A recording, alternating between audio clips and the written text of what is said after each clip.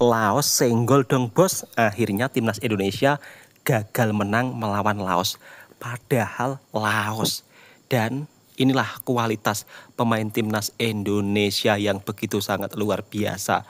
Kita perlu patut acungi jempol. Mungkin sebagian netizen ada yang menganggap ya inilah lokal pride. Meskipun lokal pride tetapi kita harus mendukung timnas Indonesia sepenuh hati, karena timnas ini bukan yang senior ya, melainkan timnas U22. Bahkan Laos pun bermain lebih bagus ya kalau dari pendapat saya. Dari pola permainan Laos begitu sangat mempunyai serangan cepat balik, tetapi Indonesia bermain dengan amburadul. Tahu nggak amburadul? Amburadul itu mainnya kocar kacir dan pada akhirnya hanya mampu menahan imbang, gagal meraih kemenangan.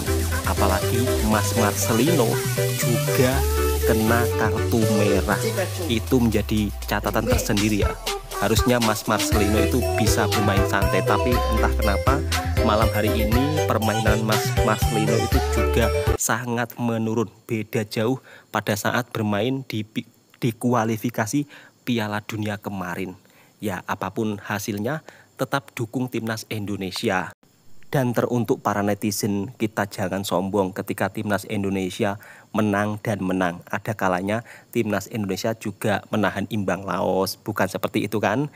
Jadi ketika timnas Indonesia dari pertandingan lain ke pertandingan lain menang, harap jangan sombong. Jangan selalu menertawakan negara tetangga kita seperti Malaysia. Kemarin Malaysia menang lawan Timor Leste 3-2, juga netizen berkomentar yang bukan-bukan. Ternyata Malaysia sekelas Timor Leste. Nah, sekarang timnas Indonesia U22 juga sekelas Laos. Coba bagaimana pendapat Anda netizen? Dan ini komentar dari netizen, kita simak bersama-sama. Breaking news guys, ada info terbaru nih. Seri guys. Berikutnya hasil pertandingan antara timnas Indonesia menghadapi Laos di Piala AFF 2024 berakhir dengan skor 3-3. Itu gol terakhir Laos tuh udah out itu harusnya. Nggak ada checking VAR ya. Pusing kepala gue. Ya, walaupun berakhir dengan skor 3-3, timnas Indonesia bermain dengan 10 pemain karena Marcelino Ferdinand kartu merah. Gol dicetak oleh Kadek Arel Muhammad Ferrari, 2 gol ya. Jadi kita tetap support dan dukung terus timnas Indonesia di ajang Piala AFF 2024. Ya walaupun gue sedih, gol ketiga Laos itu udah out itu. Let's go timnas Indonesia, bravo timnas Indonesia. Udah ada peningkatan tanya serumpun akhirnya guys, epic comeback is real gitu ya buset. Dan meskipun harus dibantu wasit untuk mengalahkan Timor Leste guys, gua sebagai penyokong Malaysia nomor 1 Indonesia tetap bangga dengan hasil ini cuy. Buset dah guys. Alhamdulillah guys ya, ini kemenangan pertama untuk Malaysia cuy di Piala AFF tahun 2024 guys.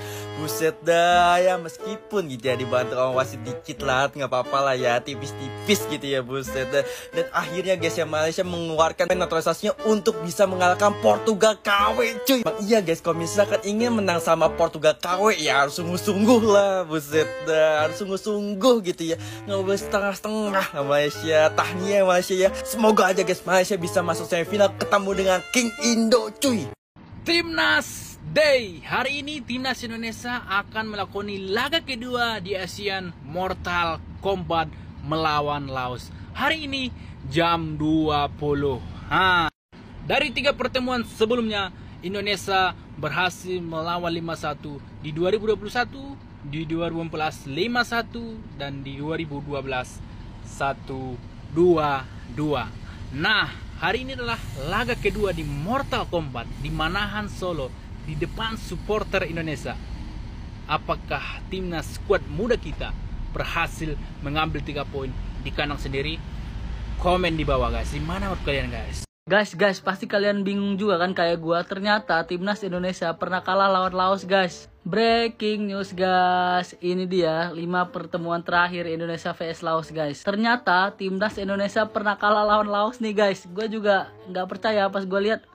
Beneran Indonesia pernah kalah lawan Laos.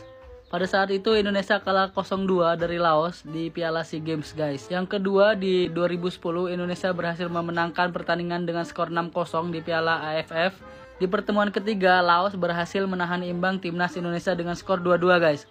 Tapi Indonesia menang adu penalti saat itu. Pertemuan keempat Indonesia menang telak 5-1 di Piala AFF juga. Yang terakhir 12 Desember 2021 Indonesia berhasil menang telak 5-1 lagi di Piala AFF tahun 2021. Nah, nanti malam guys, prediksi kalian Indonesia vs Laos berapa kosong guys? Komen di bawah.